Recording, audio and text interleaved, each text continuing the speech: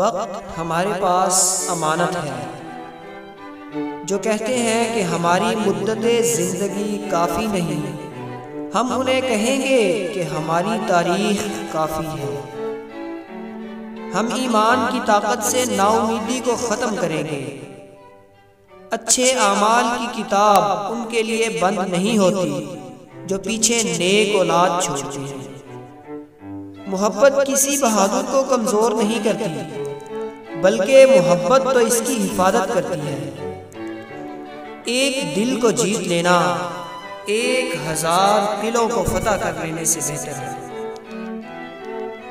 ढाल मुकद्दर के तीर को नहीं रोक सकती, जहन्नुम की तह से गुलाब नहीं खिल सकता।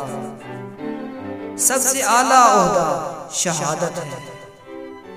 दुश्मन की सबसे पसंदीदा चाल दोस्तों को एक दूसरे के खिलाफ कर देना है। अंधी तकलीफ सच की सबसे बड़ी दुश्मन है। सब्र फतह हासिल करने का जरिया है। सब्र कड़वा लेकिन इसका फल मीठा होता है। जब तक मुसलमान जुल्म के खिलाफ लड़ता है वो मुसलमान है। जब तक वो जालिम के खिलाफ खड़ा होता है वो बहादुर है। हक के साथ हम मरेंगे एक बार, मगर 1000 बार दोबारा जी उठेंगे। इंसाफ की तलवार बहुत तेज, हत्ता के ये थामने वाले का हाथ भी काट दिया करती है।